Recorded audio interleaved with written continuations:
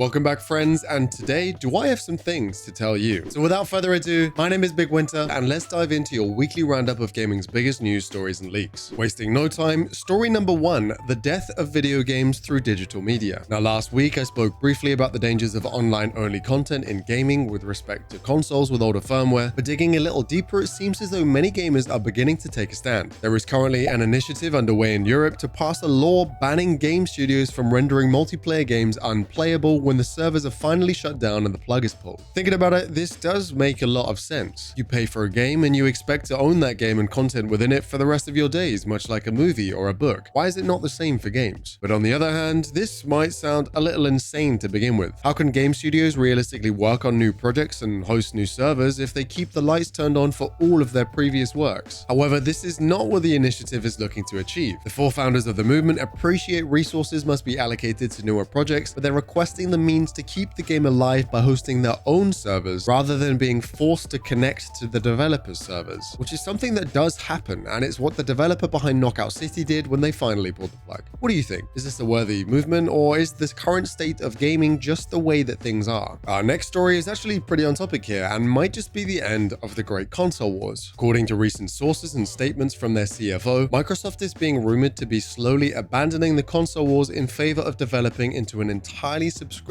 service. Whilst Microsoft is still on course to release a new next-gen console in 2026 with the biggest technological leap yet, recent statistics have been released to show a revenue decline of 42% in their hardware sales, whilst the company as a whole saw a boost of 44% overall last year, largely due to its 67% rise in subscription service revenue. Personally, I do love owning my games, but as someone who makes review content and live streams a variety of different games, I actually really enjoy Game Pass and their subscription service. With Modern Warfare 3 already on the subscription service and day one release for Black Ops 6, it's clear to see this vision from the CFO is slowly becoming a reality. Whilst I think Xbox has been slowly losing the console wars for years, and as a 360 kid at heart, it does make me a little sad, and I'm somewhat concerned for people still buying the consoles. Will they fall victim to subscriptions and pricing plans, or will they just see additional benefits over external Game Pass users? And of course, which side of the console wars have you been on all these years? But for those PC from day one fans, boy do I have some news for you in the next story. Whilst there have been many rumors surfacing over the years, more copium for Half-Life fans is currently being distributed. A new wave of speculation has surfaced as in a recent interview, voice actor Natasha Shandel mentioned working on a current Valve project codenamed Project White Sands. For fans of the series, you'll surely recognize the codename as the New Mexico location of Black Mesa, the Half-Life 1 fan remake. Supposedly, many of these rumors are actually also being backed up by a well-known data miner in the Valve and Half-Life community. And I'm sure, as you know, Valve are notorious for keeping their projects under pretty tight wraps, announcing them at the drop of a hat. Also a crime I know, but I never actually played Half-Life 1 or 2, although I did fall in love with Half-Life Alyx. Part of the reason was the first two games date back nearly 20 plus years and they just feel too old to play now. But with Half-Life 3 release, I think multiple generations could share the love with the original fanbase. Now next, let's jump into the quickfire round, looking at some new releases as well as shorter stories and some rumors. Kicking us off, Kai Cenat versus the Souls community. I honestly have nothing but respect for Kai, and what he did with Elden Ring was pretty insane, although Ludwig did do it first, but that's besides the point. Nobody expected Kai to stick with it, and now he's become one of the biggest advocates for Elden Ring since. Recently, he started playing Bloodborne and completed it in 31 hours, which sparked some controversy in the Souls scene. Many were unhappy he skipped optional bosses in the DLC, but to them I say calm down please. The man still spent 31 hours spotlighting the game and calling for a PC remaster, which is more than many Souls fans could have possibly hoped for. Whether or not we actually get one, we shall see. Sad news for fans of Bungie, who recently announced they're cutting roughly 17% of their total staff after 12% were previously integrated into Sony Interactive Entertainment. This has come about due to various changes to their cost structure as a company and to narrow their focus and development. Since then, Bungie announced they're focusing on two main projects going forward: Destiny and Marathon, their new sci-fi extraction shooter. The staff integrated into Sony will be working on other projects like a new action game within a science fantasy universe, but for Bungie's sake, I really hope Marathon is a banger. Making headlines again, of course, Fortnite has unveiled their latest collab with Fall Guys. Until 15th of August, players will be able to interact with bean idols around the map, which will teleport them to obstacle courses, rewarding players for their completion times, and the loot can be brought back to dunk on your foes back on the ground. Say what you will about Fortnite, but damn do they collab well.